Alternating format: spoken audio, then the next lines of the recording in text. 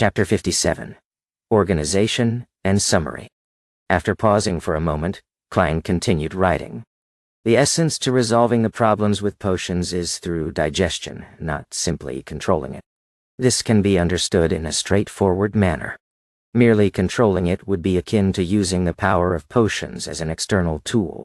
A tamed beast, no matter how well controlled, would ultimately not be a part of a person. The risk of it turning on them would be ever present.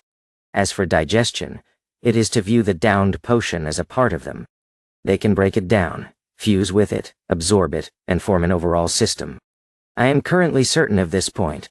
What is more important is how acting helps in digestion. According to my experience as a seer today, I can make two hypotheses. They can be verified in the future. Now, 1. Acting based on the potion's name changes the state of one's body, heart, and soul, making them closer to the remnant headstrong psyche of the potion's core. This results in resonance, which allows gradual assimilation and absorption. 2. The remnant headstrong psyche spirit of the magic medicine might be like a computer with complete defensive mechanisms. If one wishes to attack it and break it down, they will need to find a bug, security hole, or key. The name of the potion provides a corresponding clue. Thus, we can disguise our body, heart, and soul as part of the system through acting, and so we deceive the system's defenses. This line of thought is similar to Emperor Rosel's description. No matter which guess is right, there is no escaping the body, heart, and soul, for they are the only bridge between acting and the power of potions. Klein put down his pen and looked at the paragraph of text. For a moment, he even wanted to thank the education he received from the Foodaholic Empire. No matter if he chose science or engineering for his further education, he was equipped with the basics of logical thought. Otherwise, there was no way he could have become a keyboard warrior, nor would he have been able to analyze his current situation. Acting might have an effect, but we'll have to wait and see for the specifics, Klein guessed. After that, he wrote down his second question. Why would a seer, being more well-learned and professional in the domain of mysticism, be lacking in means when it comes to direct combat?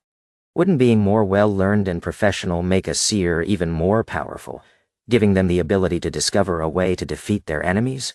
The reasons could be...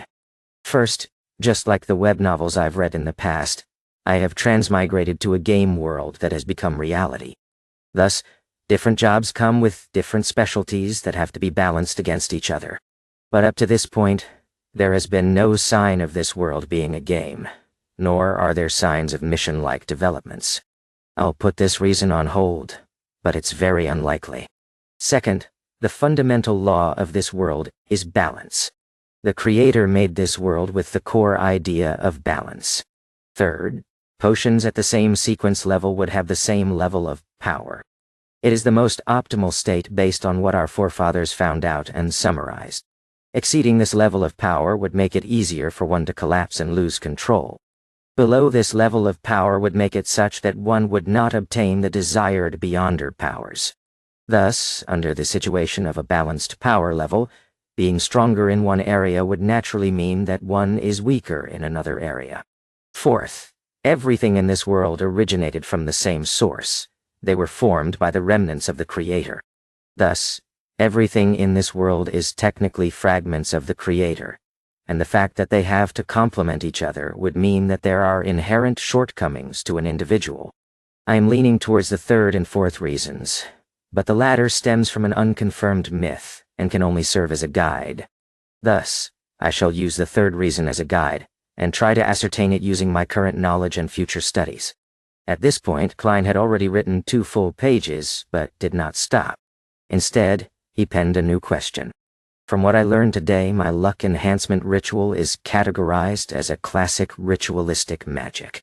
Similar kinds of ritualistic magic can be split into 3 parts, the first being a sacrifice that sparks the interest of a corresponding existence. The second is comprised of incantations specifically describing the existence in question. The third is using simple formatting and symbols to convey what one is asking for. Using this as a benchmark to analyze the luck enhancement ritual, there's an obvious problem. There is no third part. It has the sacrifice aspect in the placement of staple foods and walking a square in a counterclockwise manner with 4 steps. There is also a clear indication who the incantation is for, such as the phrase, "The immortal Lord of heaven and earth for blessings." But all I did after was close my eyes and wait. There was nothing in the ritual that described the goal of enhancing my luck. In other words, the corresponding existence has no way of knowing what the so-called luck enhancement ritual is asking for, and can only do as they see fit. What a troll. Isn't that darn quintessential divination and arcane arts of the Qin and Han dynasty too much of a troll? I must have had rocks in my head back then for trying. Klein stopped writing and took 2 deep breaths, trying hard to calm himself down. He spat out a foul breath and continued writing. I can consider redesigning the ritual, making it more complete. The motive of the ritual shall be to return to Earth, back to the world with my parents and friends. Then here comes the question. Was the entity truly acting on a whim? Or is there a deeper meaning to it? Also, is the entity that the descriptive incantations point towards in this world the same one from Earth? If so, the difference in results between the first and second ritual could be explained as the entity doing as it wishes.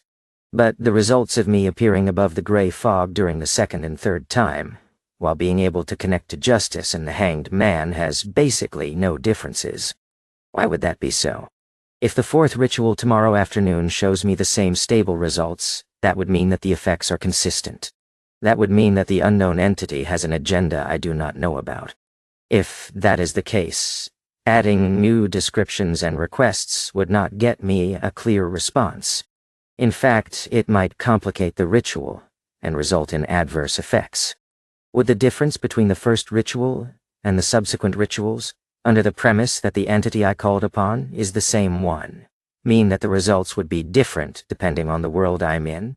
It is like I am using a different interface. Then how can I design it to obtain my desired outcome? If I think that the entities behind the first and subsequent rituals are different, some of the questions can be perfectly answered. But similarly, the stability of the results in the second and third rituals would mean that the entity I am praying to has a certain agenda, and there is no way I can change that for the time being. The most important question is the identity of the entity that the ritual is directed. Where is he, and why doesn't he give me any clues or guidance? Could he be deep in the world of fog?